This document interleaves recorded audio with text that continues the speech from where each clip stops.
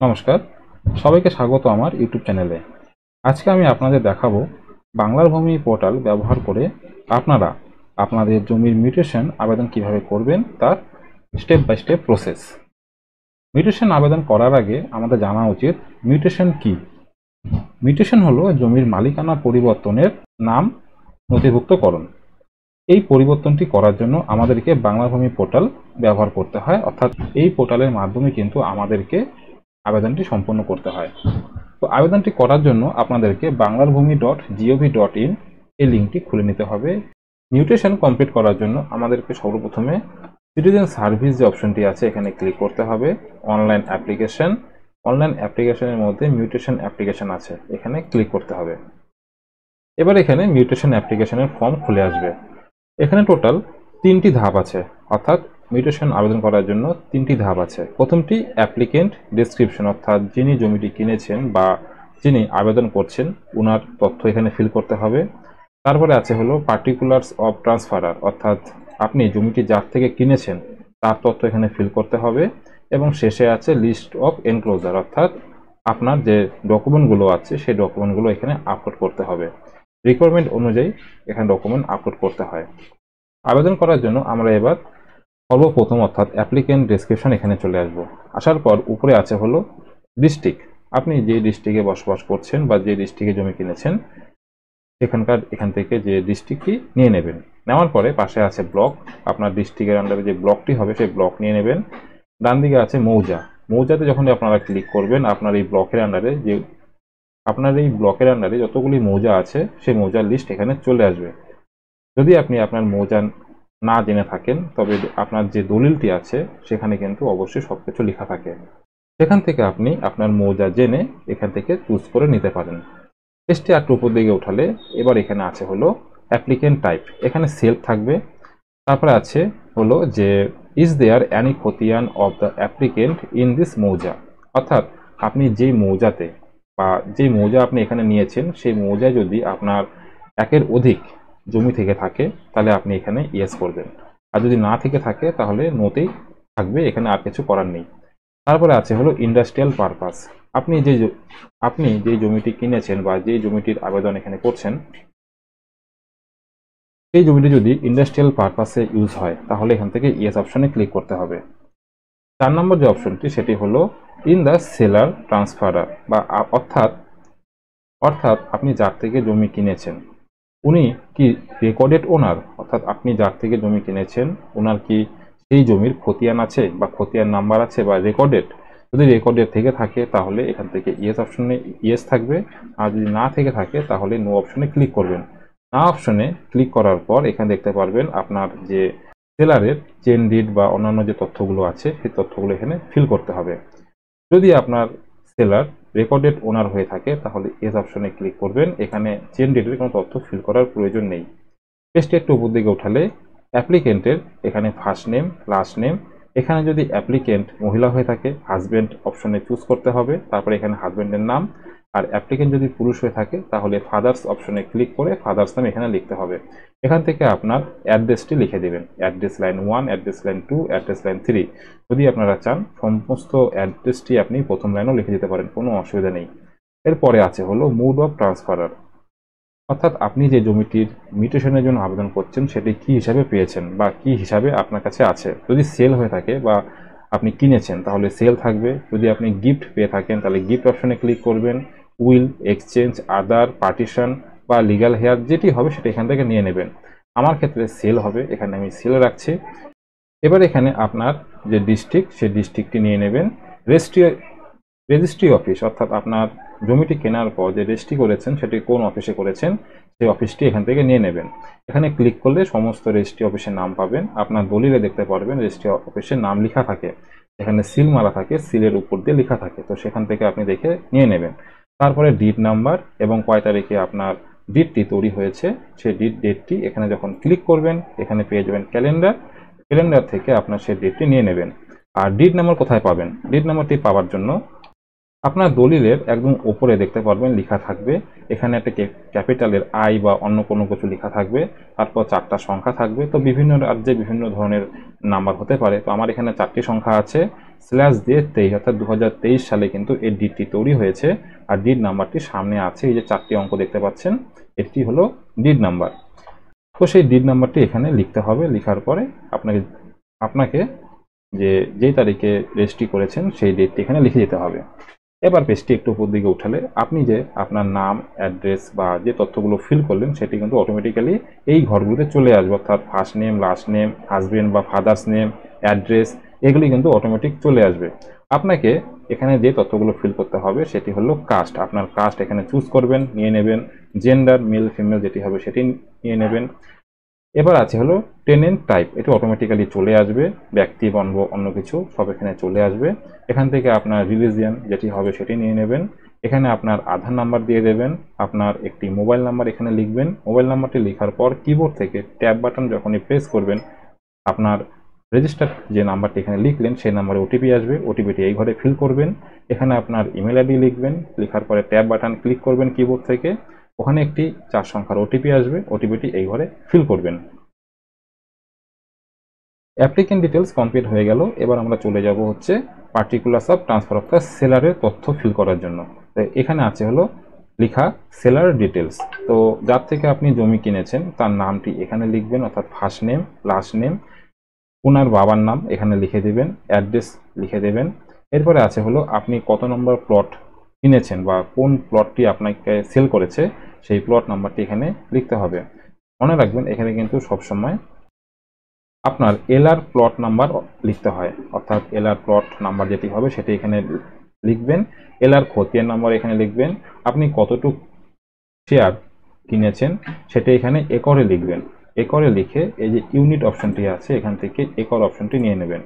এরপরে আছে হলো ল্যান্ড ক্লাসিফিকেশন ডিড ওয়াইজ, অর্থাৎ আপনি যে ডিডটি তৈরি করেছেন দেখবেন পেছন দিকে যেখানে আপনার আঙ্গুলের ছাপ ডিজিটাল হয়ে থাকে, মানে আপনার ছবি থাকবে, ডিজিটাল আঙ্গুলের ছাপ শো করে, বা আপনার যে ম্যাপটি হয় সেখানে দেখবেন লেখা থাকে আপনার সেই জমির ধরনটি, সেটি দোহলা হতে পারে, বাস্তু হতে পারে, ভিটে বাড়ি হতে পারে, বিভিন্ন প্রকার লেখা থাকে।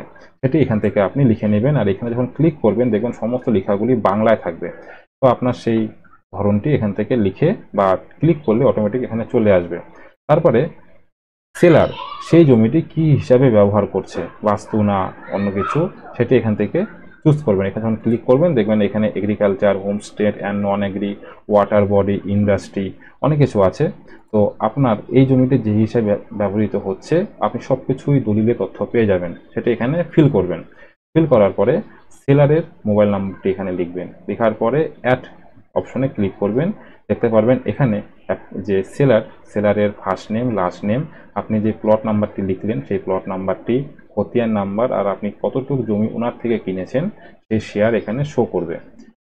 যেমনটি আমি আপনাদেরকে বললাম যে সেলারের তথ্যগুলো যখন এখানে ফিল করবেন, অর্থাৎ ফিল করা কমপ্লিট হয়ে যাবে, অ্যাড অপশনে ক্লিক করা মাত্রই কিন্তু নিচে ওনার সব তথ্যগুলি চলে আসবে, first name, last name, plot number, খতিয়ান, শেয়ার। অর্থাৎ এখানে অ্যাপ্লিকেন্টের ডিটেলস এবং সেলারের ডিটেলস ফিল হয়ে গেল।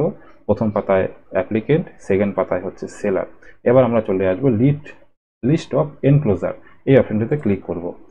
এখানে ক্লিক করার পর আমরা এখান থেকে রেজিস্ট্রিকৃত দলিল যেটি আছে, অর্থাৎ যেহেতু আমরা জমিটি কিনেছি, রেজিস্ট্রি করে জমিটি কিনেছি, তো এখান থেকে আমরা 2 MBর মধ্যে আমাদের যে ডিডটি আছে সেই ডিডটিকে পিডিএফে স্ক্যান করে 2 MBর মধ্যে এখানে আপলোড করতে হবে। তো আপলোড করার জন্য চুজ ফাইল এখানে ক্লিক করতে হবে।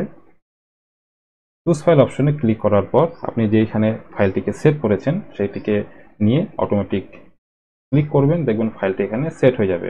এবার পেজটিকে একটু আমরা উপর দিকে উঠাবো। এবার উঠানোর পরে নিচে আছে হলো ক্যাপচাটি এই ঘরে ফিল করব। ফিল করার পর এই যে টিক বক্স একটি অপশন আছে, টিক বক্সে টিক করে সাবমিট অপশনে ক্লিক করব। সাবমিট অপশনে ক্লিক করা মাত্রই কিন্তু আপনাদের কাছে সাকসেসফুল ইওর অ্যাপ্লিকেশন সাবমিট বা রিসিভ একটি মেসেজ শো করবে, যেখানে আপনার মিউটেশন নাম্বারটি শো করবে, এখানে আপনার খতিয়ান নাম্বার, প্লট নাম্বার শো করবে, আর এখানে কিন্তু আপনাকে একটি কোর্ট ফি পেমেন্ট করার জন্য অপশন দেবে, অর্থাৎ এখানে 120 টাকা পেমেন্ট করার অপশন শো করছে। এবার আমরা এখান থেকে করে নেব ওকে। তার আগে আপনারা কিন্তু এই মিউটেশনের যে নাম্বারটি এটিকে কপি করে একটি নির্দিষ্ট জায়গায় সেভ করে রাখবেন, কারণ এই মিউটেশন নাম্বারের উপরেই কিন্তু এখন পেমেন্টটি করতে হবে।